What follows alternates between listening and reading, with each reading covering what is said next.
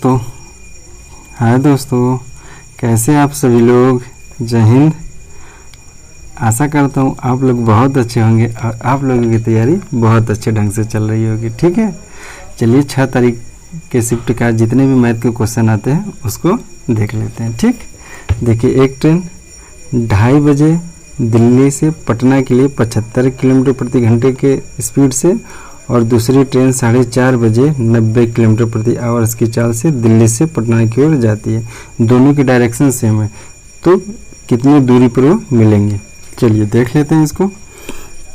यहाँ पर मैंने दिल्ली ले लिया, ठीक है, यहाँ पर मान ले पटना ले लिया। ठीक है, एक मिनट थोड़ा सा और ऊपर लिखते हैं। ठीक है, यहाँ पर मैं दिल्ली ले लिया और यहाँ पटना ले लिया। ए जा रही है 2:30 इस स्पीड में। ठीक है, ठीक, और 75 किलोमीटर इस स्पीड से मान लीजिए कोई ए ट्रेन है और कोई बी ट्रेन है, सेम डायरेक्शन में जा रही है। 4:30 बजे यहाँ से निकल रही है, इसकी स्पीड है 9 किलोमीटर प्रति 90 किलोमीटर प्रति। ठीक है, अब देखिए तो ये 2:30 बजे निकल रही है, 4:30 बजे निकल रही है, तो ये देखिए 4:30 बजे कहाँ तक मान लीजिए यहाँ तक पहुँच चुकी होगी। ठीक है, 2 घंटे चलेगी 2 आवर्स में। ये 4:30 बजे मान लीजिए ये आपके यहाँ पर पहुँच जाएगी। ठीक, अब देखिए तो जो ए है कितनी दूरी तय कर चुकी होगी। ए कितनी दूरी तय 75 के हिसाब से जा रही है, 75 किलोमीटर प्रति आवर के हिसाब से जा रही है, तो 150 किलोमीटर दूरी तय कर ली होगी। ठीक है, 150 किलोमीटर। अब ये 4:30 बजे अब यहाँ पर अब ये जब ये यहाँ पहुँच चुकी है अब यहाँ से निकलेगी, तो इन लोगों की रिलेटिव स्पीड क्या हो जाएगी। रिलेटिव स्पीड आपकी हो जाएगी 15 किलोमीटर प्रति आवर। ठीक है, तो अब देखिए समय कितना लगेगा, यानी 150 में 15 का भाग दिया, यानी 10 घंटे बाद ये ट्रेन उसको पकड़ लेगी, मतलब दोनों मिल जाएंगे 10 आवर्स बाद। ठीक है, अब पूछा है दूरी एक दूसरे से कितनी दूरी पर मिलेंगी, तो मैंने दिल्ली से यहाँ, तो दिल्ली से अगर ये 90 किलोमीटर अगर ये पहले चल चुकी है ये 75 जैसे 75 किलोमीटर प्रति घंटे के हिसाब से 4:30 बजे जब यहाँ पहुँची है, तो ये यहाँ से कितनी दूरी तय करेगी, तो 90 में इसी में आपका अगर 10 का मल्टीप्लाई कर देंगे तो आ जाएगा आपका 900 किलोमीटर। ठीक है, 900 किलोमीटर पे बी ए को पकड़ लेगी और 900 किलोमीटर पर ये दिल्ली से पटने पर, दिल्ली से 900 किलोमीटर दूरी पर ये एक दूसरे पर को मिलेंगे। ठीक है, चलिए नेक्स्ट क्वेश्चन देख लेते हैं। देखिए किसी वस्तु का क्रय मूल्य से 22% अधिक अंकित किया जाता है और 15% डिस्काउंट दिया जाता है। यदि सीपी और एसपी का अंतर 111 रुपये है तो एमपी क्या होगा। ठीक है, चलिए इसको देख लेते हैं। ठीक, मैं इसको देखिए मेथड से बता रहा हूँ। इस तरह मान लीजिए सीपी है, यहाँ पर मान लीजिए एसपी है, यहाँ पर मान लीजिए क्या है एमपी। ठीक है, बोला है क्रय मूल्य 22% अधिक अंकित करता है। अगर मान लीजिए मैं सीपी अगर 100 मान रहा हूँ तो एमपी क्या होगा 122 रुपया।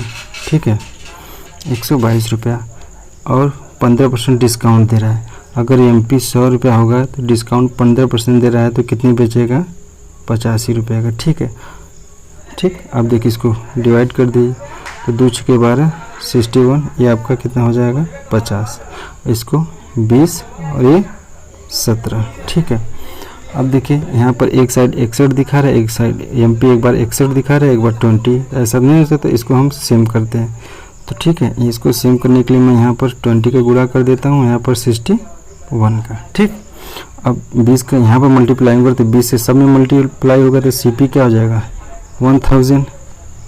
ठीक, एसपी अब यहाँ पर क्या हो जाएगा, अब देखिए एमपी कितना हो जाएगा, मल्टीप्लाई करेंगे इसको तो 2 एकम 2 2 × 12। ठीक है, इतना हो गया। अब 61 का इसमें मल्टीप्लाई कर देंगे, क्योंकि अगर 61 का सब में मल्टीप्लाई होगा तो यहाँ आएगा 17 × 61।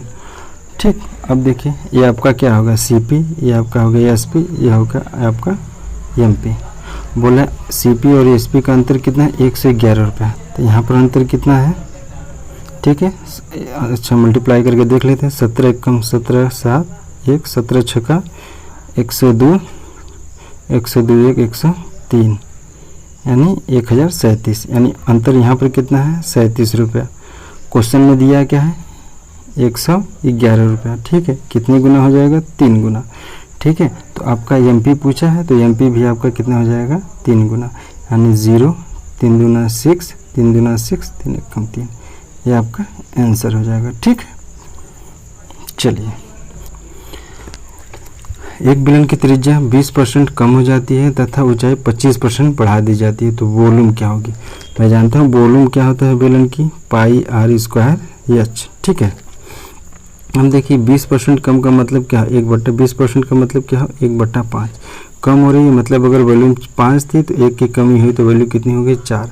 और 25% क्या हो रही है, बढ़ जा रही है। 25% का मतलब 1/4, यानी अगर और एक चीज़ देखिए ना, अगर त्रिज्या 20% कम हो रही है, ठीक है, तो त्रिज्या यहाँ क्या है 2 बार है, मतलब आर स्क्वायर, तो एक बार इसको और लिख दिए यानी पाई से 4। अब देखिए ऊंचाई क्या हो रही है, ऊंचाई यहाँ पर 1 है, एक बार है, तो 25% ऊंचाई क्या हो रही बढ़ जा रही है, मतलब ऊंचाई अगर 4 थी तो ऊंचाई अब कितनी हो जाएगी 5, बढ़ गई 1, तो ये कैंसिल हो जाएगा, यानी 20 से आपका 16। तब देखिए पहले वॉल्यूम अगर 20 थी तो अब कितनी होगा 16, तो कमी कितनी को हुई 4 की। ठीक, कमी कितनी को हुई 4 की, यानी 4 की कमी हुई किस पे 20 पे, तो 100 पे कितना 20 पंजे 100 5 चौका 20, यानी 20% की कमी होगी। ये आपका आंसर आ गया। ठीक है, चलिए नेक्स्ट क्वेश्चन देख लेते हैं। 2400 रुपये की राशि 5% चक्रवृद्धि ब्याज की दर से 2 साल में कितनी हो जाएगी। ठीक है, अब देखिए 5%, मैं बताया 5% का मतलब कितना 1/20, 5% का मतलब 1/20, यानी पहले अगर 20 था, प्रिंसिपल अगर 20 था तो एक सीआई चक्रवृद्धि ब्याज मिलेगा तो क्या हो जाएगा 21, चूँकि 2 साल में है तो फिर हो जाएगा 20 से 21। ठीक है, अगर प्रिंसिपल अगर पहले 400 होता तो अब कितनी मिश्र धन ये हो जाएगा आपका 441। ठीक है, तो सीआई कितना बचा आपका 41, लेकिन ये 400 नहीं है, कितना है 2400, कितने गुना है 6 गुना, तो आपका ये मिश्र धन भी 6 गुना हो जाएगा, यानी 6 एकम 6 6 चौका 24 के 4 2 6 चौका 24 2 26, ये आपका आंसर होगा। ठीक है, 7500 रुपये की राशि साधारण ब्याज की दर से 7 वर्षों में 9250 हो जाती है तो रेट, मैंने आपको रेट इसी पिछली वीडियो में बहुत बार बताया हूँ कि रेट क्या होती है, रेट क्या होती है 1 ईयर इंटरेस्ट ऑन प्रिंसिपल। ठीक है, ठीक, अब देखिए यानी 9250 अगर 7000, देखिए ब्याज कितना मिला 7 साल में आपका 0 5 12 में से 5 गया 7 8 में से 7 गया 1, यानी 1750 रुपया ब्याज मिला। लेकिन ये कितने का 7 साल में है तो 1 साल में कितना मिलेगा। ठीक है, 7 दूना 14 7 पचे 35, यानी 250 रुपया। 1 साल का ब्याज अगर 250 रुपया होगा, मैं क्या बताया 1 साल का ब्याज किस पे प्रिंसिपल पे। ठीक है, प्रिंसिपल कितना है तो 100 पे कितना। ठीक, ये 2 जो कैंसिल हो गया ना, 25 नहीं 75, 25 10 में 250। ठीक है, यानी 10/3%, ये आपका आंसर आ जाएगा। ठीक है, चलिए नेक्स्ट क्वेश्चन देखते हैं। अच्छा, 77 सेंटीमीटर लंबाई और 50 सेंटीमीटर चौड़ाई वाले आयत का जो क्षेत्रफल है वृत्त के क्षेत्रफल के बराबर है तो वृत्त का परिमाप। अब देखिए बोला है कोई आयत है, इसकी लंबाई 77 सेंटीमीटर है और चौड़ाई कितना है 50 सेंटीमीटर है, तो इसका क्षेत्रफल किसके है वृत्त के क्षेत्रफल के बराबर है। तो इसका क्षेत्रफल अगर हम लिखेंगे तो यही होता है 7, ये किसके बराबर है पाई आर स्क्वायर के। ठीक है, अगर हम इसको लिख दें 22/7 इंटू आर स्क्वायर, यानी 77 इंटू 50। अब देखिए 11 दूनी 22, 11 सते 77। ठीक है, यहाँ 2 अगर 2 कम 2 25, ठीक। अब आर स्क्वायर बराबर क्या हो जाएगा आपका, यानी 777 × 25। तो आर बराबर क्या हो गया, एक यहाँ से पेड़ बन गया एक, यानी 7 × 5 = 35। आर का मान आपका 35 निकल गया। ठीक है, तो वृत्त का परिमाप पूछा है, तो आप परिमाप अगर वृत्त का निकालेंगे, पेन ले लेते हैं, तो परिमाप निकालेंगे तो वृत्त का परिमाप 2πr होता है। 2 × पाई का मान 22/7 × आर का मान 35। 7 × 5 = 35, 5 दूना 10, यानी 220। ये आपका परिमाप आ गया। ठीक है, चलिए नेक्स्ट क्वेश्चन देख लेते हैं। एक रेलगाड़ी 36 किलोमीटर प्रति आवर की चाल से किसी खंभे को 10 सेकंड में पार कर जाए, ट्रेन की लंबाई। ये तो जानते हैं ना, आपको बस 10 सेकंड में पूछा है तो इसको पहले स्पीड को मीटर प्रति सेकंड में चेंज करें, 36 × 5/18 कर दीजिए, 18 दूना 36, यानी स्पीड कितने आ गया, 10 मीटर प्रति सेकंड स्पीड आ गया। ठीक है, तो 10 मीटर प्रति सेकंड में है तो 10 सेकंड में कितना दूरी जाएगी, स्पीड इंटू टाइम बराबर यानी 100 मीटर। 100 मीटर आपकी क्या हो जाएगी, उसकी ट्रेन की लंबाई। ठीक, चलिए नेक्स्ट क्वेश्चन देख लेते हैं। पी और क्यू किसी काम को 240 दिन में कर सकते हैं यदि वह एक एक दिन छोड़कर काम करे और काम पी शुरू करता है, तो कुल कार्य कितने दिनों में समाप्त होगा। ठीक, चलिए देखिए, अगर पी बोल रहा है कितना 10 दिन करता है, क्यू उसको 40 दिन में करता है, टोटल वर्क कितना आएगा 40। पी की एलसीएम 4, क्यू की एलसीएम 1, यानी पी पहले कर रहा है, पी स्टार्ट कर रहा है, पहले अगर पी किया तो 4 काम करेगा, फिर क्यू किया फिर 1 काम करेगा। ठीक, फिर पी करेगा फिर 4 काम, फिर क्यू करेगा फिर काम 1 काम, तो ऐसे ऐसे चलती रहेगी। तो टोटल 40 काम कितने दिन में ख़त्म होगा, तो देखिए पहले पी कर रहा है फिर अगले दिन क्यू करे, यानी 2 दिन में कितना काम ख़त्म होगा, 5 काम करेंगे। ठीक है, तो हमको ख़त्म कितना है करना है 40 काम, यानी 8 से मल्टीप्लाई कर दीजिए दोनों साइड, तो यानी 16 दिन में आंसर हो जाएगा, 40 काम आपका ख़त्म हो जाएगा, दैट इज आंसर। ठीक, चलिए नेक्स्ट क्वेश्चन देख लेते हैं। समान भुजा वाले त्रिभुज का कोण, देखिए समान भुजा वाले को, इसका समान भुजा होता है समबाहु त्रिभुज का। ठीक है, समबाहु त्रिभुज का प्रत्येक कोण 60 डिग्री होती है, जैसे 60 डिग्री, ये 60 डिग्री, ये 60 डिग्री, और साइड ये सभी साइडें बराबर होता है, इक्वल होता है। ठीक है, इसका अगर एरिया निकालेंगे √3/4 × a² होता है। ठीक, चलिए नेक्स्ट क्वेश्चन देख लेते हैं। a = 50, b = 20, तो a का क्यूब प्लस b का क्यूब, तो डायरेक्ट a का क्यूब है तो 5 का क्यूब करेंगे तो 5 × 5 = 25, 5 × 125, 000 बढ़ा दीजिए, 2 दूनी 8000 है, जिन्हों को जोड़ दिए 0 0, 8 5 3 हाथ से लगल 1 2 1 3 1, इतना 8 5। ठीक, ये आपका आंसर हो जाएगा। ठीक, चलिए नेक्स्ट क्वेश्चन देख लेते हैं। इसको देखिए, थोड़ा सा ध्यान से देखें। पहले इसका एक नियम होता है ना, जैसे इसको पूरा टोटल संख्या ले लीजिए। ठीक है, 336, और जिस पे बार नहीं है उसको माइनस कर दे, मतलब कि जिसके ऊपर बार है उतना 9 लिख देते हैं, और जिसके ऊपर बार नहीं है उतने के लिए 0। जैसे 2 अंक पर बार है तो यहाँ 2 9, और 2 पे बार नहीं है तो उसका 0 लिख देते हैं। ये आपका आंसर डायरेक्ट आ जाएगा, यानी 2 3 4 990। ये आपका आंसर होगा। काट के देख लीजिएगा किस फॉर्म में आपको दिया था आंसर, ऑप्शन के हिसाब से आप इसको काट लीजिएगा। ठीक है, चलिए नेक्स्ट क्वेश्चन देख लेते हैं। एक ट्रेन 72 किलोमीटर प्रति घंटे की चाल से किसी दूरी को 8 घंटे में तय करती है, उसी दूरी को 6 घंटे में तय करने के लिए चाल। एक तो देखिए आप डिस्टेंस निकाल लीजिए। ठीक, बेसिक से, यानी 72 किलोमीटर प्रति घंटे की स्पीड से जा रही 8 घंटे में कितनी जाएगी। ठीक है, ये हो गया डिस्टेंस। अब स्पीड पूछ रहा है कि अगर 6 घंटे में इसको कवर करना है तो स्पीड क्या होगी, तो 6 से डायरेक्ट भाग देंगे तो 12 × 72, 12 × 8 = 96। ये आपका स्पीड हो गया, यानी इस स्पीड से जाएगी तो 6 घंटे में तय कर ली। ये तो बेसिक चीज़ हो गया। ठीक, मैं इसको एक अपने मेथड से बता देता हूँ। ठीक, अब देखिए मैंने क्या बताया कि जैसे मैं बता डिस्टेंस बराबर स्पीड इंटू टाइम होता है, यूनिवर्सली प्रोपोर्शनल होता है। टाइम का रेशियो क्या दिया, 8 × 6।